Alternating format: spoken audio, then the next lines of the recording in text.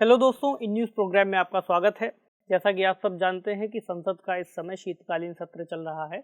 ऐसे में सत्र के दौरान क्या क्या प्रमुख रूप से संसद को जानकारियां दी जा रही हैं सरकार के द्वारा, और उसमें कुछ बहुत महत्वपूर्ण डेटा निकल करके सामने आता है जो हमारी परीक्षा के लिहाज से उपयोगी हो सकता है। तो आज का जो हमारा टॉपिक है वह है, क्या बताते हैं संसद के आंकड़े। तो संसद के कौन से आंकड़ों की हम बात कर रहे हैं?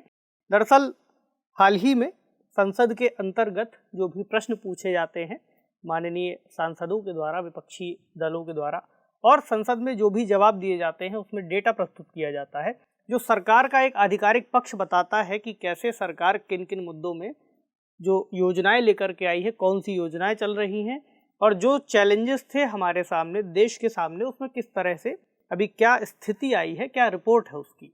तो ये डेटा हमारे उत्तर लेखन को बहुत मजबूत बना सकता है। इसलिए आज का जो टॉपिक है थोड़ा सा बिखरा हुआ सा लग सकता है आपको, लेकिन उसमें प्रमुख रूप से एक डेटा जो दिया गया है उसका एनालिसिस हम देखेंगे और उसका ये उपयोग भी समझेंगे कि कैसे उसको हम अपने उत्तर लेखन के अभ्यास में शामिल करें ताकि हमारा उत्तर और अधिक स्पष्ट हो सके।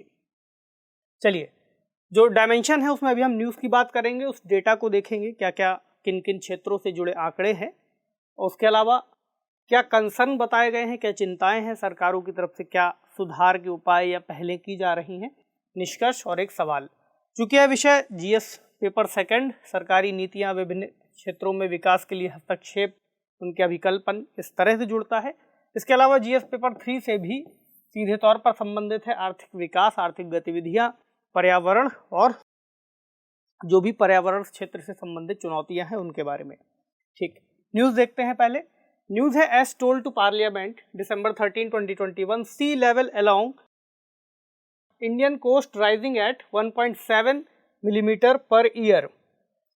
एक महत्वपूर्ण जानकारी निकल करके आई है। न्यूज़ की प्रमुख खबर, यानी इस न्यूज़ के तहत जो प्रमुख बात है वह है कि समुद्र का जो स्तर है वह बढ़ रहा है, लेकिन धीरे धीरे बढ़ रहा है।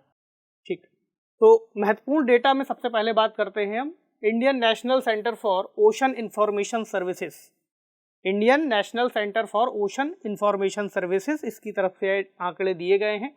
तो ये आंकड़े बताते हैं कि समुद्र का स्तर प्रति वर्ष लगभग 1.7 मिलीमीटर प्रति वर्ष के हिसाब से बढ़ रहा है। तो भारत की चूंकि एक ठीक ठाक लंबी कोस्ट लाइन है, भारत के पास तट रेखा मौजूद है जहाँ से समुद्री व्यापार और भी बहुत सारी जो ब्लू इकोनॉमी है, ऐसे बहुत सारे क्षेत्रों से जुड़ते हैं।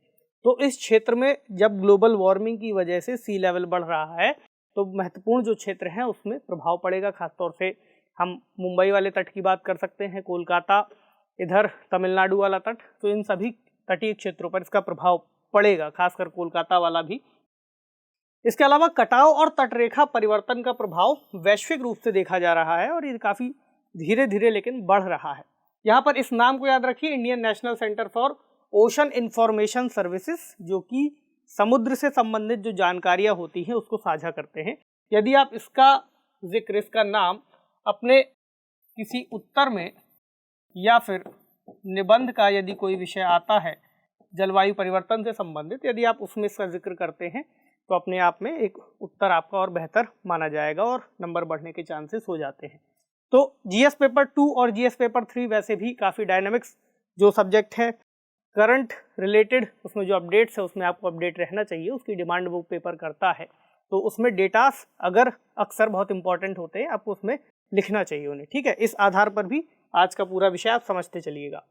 तो अगला है परिवेशी यानी एम्बियंट वायु गुणवत्ता डेटा, जो एयर क्वालिटी को दर्शाता है, एयर क्वालिटी की बात करता है। इसमें बताया गया है कि 96 शहरों में PM10 में गिरावट दर्ज की गई है। ठीक, अगला 36 शहरों में हालांकि वृद्धि हुई है 2019-20 से 2020-21 की तुलना में, और जो गिरावट है ये भी इसी समय की अवधि में है।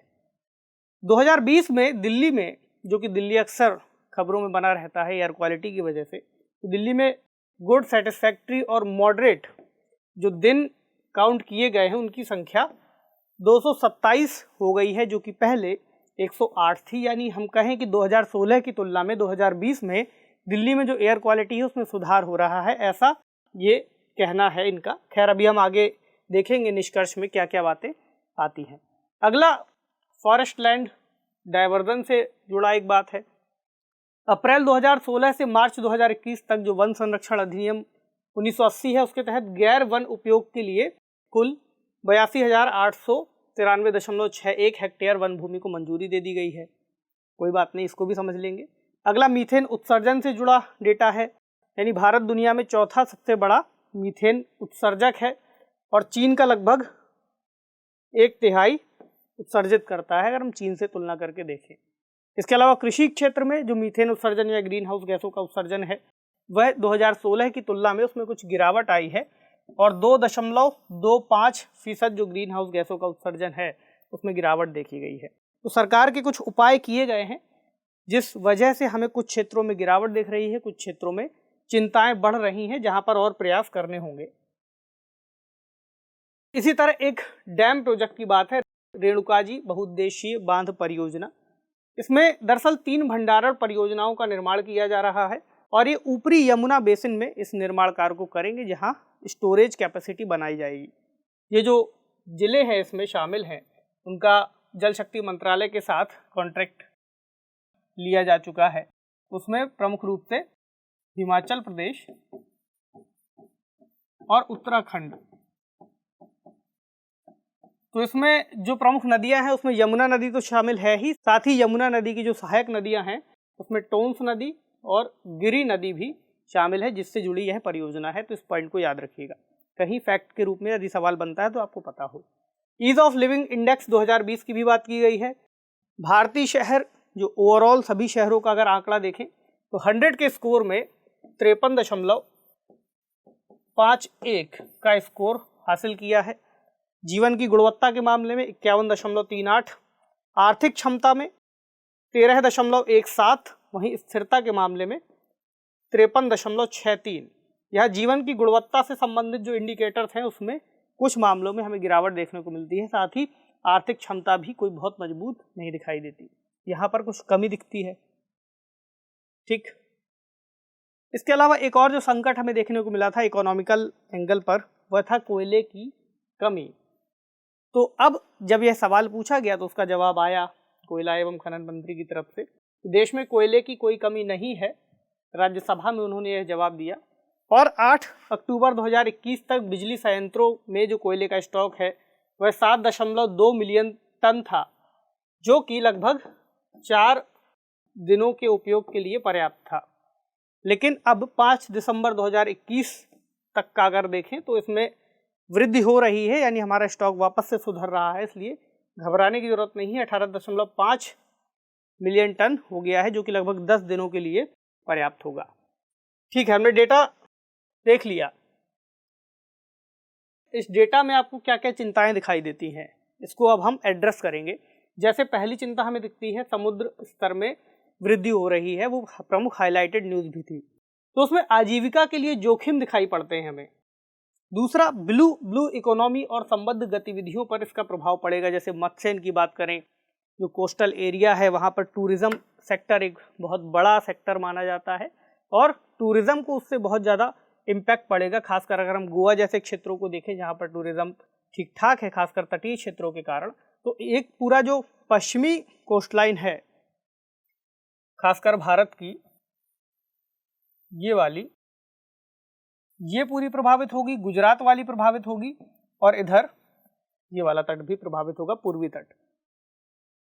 इसके अलावा अगला चैलेंज हमें दिखाई देता है वायु की गुणवत्ता को लेकर, खासकर एम्बिएंट जो एयर क्वालिटी है, परिवेश से संबंधित जिसमें हम खुद सांस लेते हैं, उसकी गुणवत्ता में बहुत सुधार नहीं दिखाई दे रहा और वन भूमि से संबंधित डायवर्जन के कुछ पहलू इसमें बताए हैं।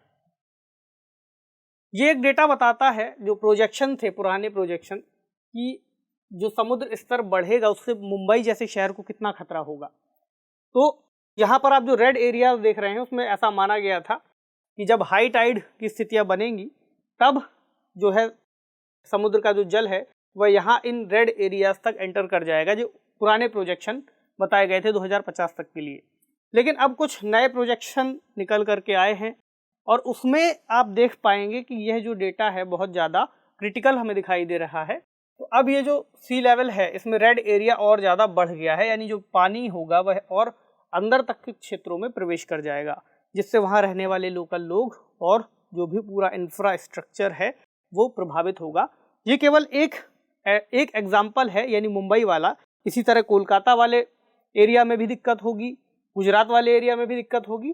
तो सभी में प्रोजेक्शंस अब और खतरे की चेतावनी दे रहे हैं। एयर क्वालिटी की बात करें तो दिल्ली में ही एनसीआर में पुअर कैटेगरी में इसे रिकॉर्ड किया जा रहा है।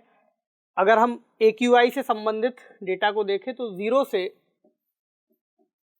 50 तक का जो डेटा है उसे हम गुड कहते हैं, यानी अच्छा मानते हैं, जो इंडिकेटर्स हैं।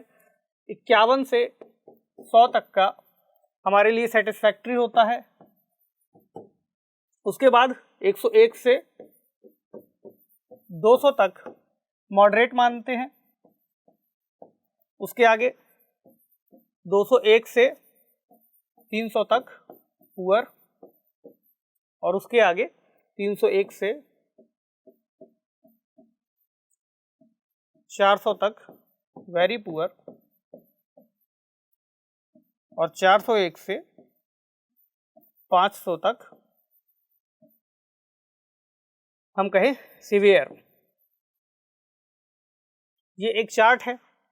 अभी का जो आसपास का डेटा चल रहा है वह बता रहा है कि 201 से 300 या 301 से 400 के बीच में पुअर और वेरी पुअर के बीच में दिसंबर नवंबर के बीच के आसपास का था। हालांकि नवंबर में ये डेटा और ज़्यादा खतरे के स्तर तक पहुंच गया था। दिल्ली एनसीआर में कहीं कहीं 600, 700, 800 तक भी रिकॉर्ड किया गया था। तो ये स्थितियां खराब हुई पड़ी हैं यहाँ पर एयर क्वालिटी को लेकर। वहीं एक और अगर हम देखें तो खासकर बाहरी वायु की गुणवत्ता तो खराब है ही प्रदूषण के कारण, जो इंडोर एयर पोल्यूशन है वह भी लगभग 20 गुना ज़्यादा हो गया है WHO के स्टैंडर्ड्स के मुताबिक। तो ऐसे में एयर प्यूरीफायर की एक जो संकल्पना है, एयर प्यूरीफायर बिक रहे हैं, लेकिन एयर प्यूरीफायर्स भी कौन उपयोग कर पाएगा? जो धनी वर्ग है। गरीब लोगों के लिए इसका कोई खास लाभ नहीं मिल पाएगा गरीब लोगों को। एयर क्वालिटी की समस्या बनी हुई है और ग्लोबल वार्मिंग है। ग्लोबल वार्मिंग की वजह से सी लेवल का राइज होना। सरकार ने क्या क्या उपाय किए हैं, कुछ उपायों को जानना जरूरी है, क्योंकि जो चैलेंजेस है, चैलेंजेस के बाद सरकार के उपाय इन सेक्टर्स में हम बात कर लेते हैं, ताकि जो डेटा संसद में दिया गया है उसके काउंटर में हमारे पास एक आर्गुमेंट हो लिखने के लिए। अगर सरकारी पहलुओं यानी सकारात्मक नज़र से हम इसी पूरे डेटा का एनालिसिस करें तो सकारात्मक पहलू इसका तब आएगा जब हम इसमें सरकार के कुछ प्रयास बताएंगे जहां पर डेटा में सुधार दिखाई देता है। तो Delhi government launches bus services for employees to reduce air pollution. तो बसों की सुविधाएं दी जा रही हैं, यानी सार्वजनिक परिवहन का उपयोग किया जाए। दिल्ली सरकार ने ऐसे प्रयास किए हैं। इसके अलावा एक और जो तरीका है वह है ऐसे वाहन जो पूरी तरह से पर्यावरणीय मानकों के अनुरूप काम नहीं कर पा रहे हैं, या फिर उनका जो PUC सर्टिफिकेट है, पॉल्यूशन लेवल उनका खतरनाक स्तर तक बढ़ा हुआ है, या फिर बार बार उन्होंने जो सर्टिफिकेट है वह नहीं लिया है, चेकअप नहीं कराया है, तो उसके वजह से चालान्स की व्यवस्था भी कर दी गई है और चालान तेजी से काटे जा रहे हैं। यानी कि हम कहें दंडात्मक प्रावधानों को भी यहाँ पर बढ़ाया गया है, ये भी दिखाई देता है। तो 2 महीने में लगभग 1 लाख से ज़्यादा चालान काट दिए गए हैं। ऐसे वाहनों को जब्त कर लिया गया है जो इन मानकों को पूरा नहीं करते, और ऐसे कई सारे वाहन सीज भी कर दिए गए हैं। ये 2 तरह के हमें काम दिखाई पड़ते हैं। अब हम एक एक करके बात करते हैं, तटीय पहलों से शुरू करके। जैसे कोस्टल रेगुलेशन जो एरियाज है उनमें सरकार की योजनाएं चल रही हैं, और ख़ास तौर से जो समुद्र, खाड़ी, नदियां और बैक वाटर है इनमें सुरक्षा के उपाय अपनाए जा रहे हैं। अगला जो हाई टाइडल लाइन है और लो टाइडल लाइन है उसकी भी एक रूपरेखा तैयार की गई है, ताकि उसके जरिए जो भी उच्च क्षेत्र है वहाँ पर लोगों को चेतावनी दी जा सके। इसके अलावा नवीनतम जो रेगुलेशन है वह ग्लोबल वार्मिंग के कारण समुद्र के बढ़ते स्तर को भी ध्यान में रखता है कि ग्लोबल वार्मिंग की वजह से कैसे सी लेवल राइज हो रहा है। तो एक अलार्मिंग प्रोसीजर बनाया गया है, उसमें रेगुलेशन बेहतर तरीके से किया जा सके इन सिचुएशंस का, ताकि कम से कम जान माल का नुकसान हो। इसके अलावा एक और जो योजना चल रही थी जलवायु परिवर्तन पर राष्ट्रीय कार्य योजना, 2008 में शुरू की गई थी यह योजना। इसके तहत कुछ प्रमुख सेक्टर्स को चिन्हित किया गया है, जैसे national solar mission, national mission for enhanced energy efficiency, national mission on sustainable habitat, national water mission, national mission for sustaining the Himalayan ecosystem, Himalayan ecosystem को भी इसमें शामिल किया गया था। National mission for green India, इसी तरह sustainable agriculture और strategic knowledge for climate change. Climate change के प्रभावों को कम करने के लिए इन 8 पहलों को, 8 प्रयासों को शामिल किया गया है। आप ज़रूरत पड़े तो इनको नोट कर लीजिएगा और इनको लिख दीजिएगा, तो कुछ उत्तर में नंबर बढ़ने की संभावना बढ़ेगी। इसके अलावा जो एम्बिएंट एयर क्वालिटी है उसमें हम देख रहे हैं दिल्ली के क्षेत्र में जैसे स्मॉग टावर्स लगाए गए हैं, स्मॉग टावर, इसके अलावा जो सड़कों पर पानी का छिड़काव करने वाली मशीन्स को तैनात किया गया है, उन खास ऐसे एरियाज़ को ध्यान में रखते हुए जहां पॉल्यूशन ज़्यादा है, जहां धूल ज़्यादा उड़ती है, तो डायरेक्ट एक इम्पैक्ट उसका देखने को मिल रहा है। अगला हैप्पी सीडर जैसी मशीन्स का उपयोग और पटाखों की जो बिक्री है उस पर प्रतिबंध लगाए जाने जैसे उपायों को अपनाया जा सकता है और अपनाया जाता भी रहा है, और इसका प्रभाव कुछ % के रूप में देखने को मिलता है। वनों के डाइवर्जन के संबंध में अगर हम बात करें तो एक अथॉरिटी है कैंपा, यानी compensatory afforestation fund management and planning authority, जो पुनर्वनीकरण जैसे जो भी प्रावधान है उनको रेगुलेट करती है। कैंपा फंड का रेगुलेशन करती है ताकि इससे संबंधित जो भी प्रतिक्रियाएं या प्रक्रियाएं हों उनको रेगुलेट किया जा सके। तो कैंपा का नाम ही लिख देंगे तो अपने आप में चांसेस बढ़ेंगे। क्योंकि हम आज का जो डिस्कशन है उसमें डेटा का एनालिसिस इसीलिए कर रहे हैं कि कहाँ कहाँ हम उत्तर लेखन में से शामिल कर पाएँ। अगले कुछ नामों की बात करें तो मीथेन उत्सर्जन के लिए हरित धारा और तमारिन प्लस, ये क्या है, ये एंटी मिथेनोजेनिक फीड सप्लीमेंट हैं, यानी जो मवेशी हैं, भेड़ बकरियां हैं, गाय भैंस हैं, इनके द्वारा जो पाचन तंत्र है इनका, ये मीथेन का उत्सर्जन अक्सर करता रहता है भोजन ना पचा पाने या कुछ और प्रक्रियाओं के चलते। तो ये जो फीड सिस्टम है, यानी एक नए तरह का भोजन को इस हरित धारा और इसको मिला करके उनके खाने के लिए जो उपयोग किया जाता है उनका चारा उसमें मिलाया जाएगा, जिससे जो पाचन है तो कुछ बेहतर होगा, कुछ % तक मीथेन का उत्सर्जन जो भी उनके अंदर से निकलता है वह कम होगा। इसलिए ये भी एक अच्छा उत्पाद है उपयोग करने के लिए, क्योंकि भारत के अंतर्गत जो पशुपालन है, पशुपालन ठीक ठाक अवस्था में है और भारत के किसानों के लिए बहुत ज़्यादा समर्थित पहल है पशुपालन, और डेयरी उत्पादन के लिए भी महत्वपूर्ण है। इस हिसाब से हमें पशुओं को रखते हुए मैनेजमेंट करना जरूरी है। अगला, भारत ग्रीन हाउस गैस कार्यक्रम भी चलाया जा रहा है। एक पूरा प्रोग्राम है इंडिया GHG प्रोग्राम, बिजनेसेस को लेकर के कैसे कैसे उन पॉलिसीज़ को डेवलप किया जा सके ताकि ग्रीन हाउस गैसेस से संबंधित जो उत्सर्जन है उसको कम किया जा सके। निष्कर्ष की बात करें, चूंकि पूरा हमारा डिस्कशन आज का डेटा पर आधारित था, ऐसे में डेटा आधारित नीतिगत दृष्टिकोण अपनाया जाना बहुत आवश्यक होगा, खासकर वह डेटा जो संसद जैसी हमारी सर्वोच्च देश के अंतर्गत मौजूद संस्थाओं में पेश किया जाता है। तो वह डेटा बताता है कि सरकार द्वारा किए गए कार्य कहाँ तक पहुँचे हैं, कितना लाभ हुआ है, या फिर और कौन कौन से क्षेत्र हैं जहाँ पर और सुधार किया जाना बाकी है। तो जो क्षेत्र बच गए हैं जहाँ सुधार किया जाना है वहाँ पर इसी डेटा के आधार पर एक नीतिगत दृष्टिकोण अपनाया जाए और डेटा जहाँ जहाँ कमी बताता है उस आधार पर हम सुधार करने के लिए प्रयास करें।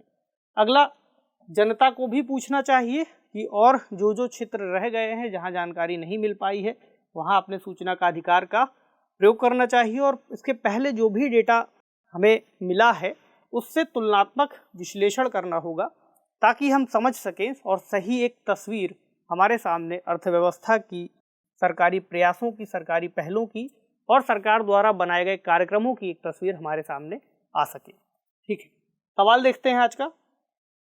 सवाल है, संसद में परिवेशी वायु गुणवत्ता और मीथेन उत्सर्जन के संबंध में हाल ही में कुछ आंकड़े जारी किए गए हैं। इन्हें ध्यान में रखते हुए सरकार द्वारा इस दिशा में किए गए सुधारों पर चर्चा कीजिए। 250 शब्दों में इस उत्तर को आपको लिखना है। तो हमने जिस डेटा का एनालिसिस आज किया उसके बारे में बताइए कि क्या क्या इस वक्त डेटा से सुधार मालूम पड़ा है और क्या क्या उपाय किए जा रहे हैं। इस आधार पर इस उत्तर को पूरा कीजिए। तो आज के सेशन में इतना ही। आपसे मिलेंगे अगले सेशन में किसी नए और महत्वपूर्ण विषय के साथ। तब तक पढ़ते रहिए, ख्याल रखिए। शुक्रिया।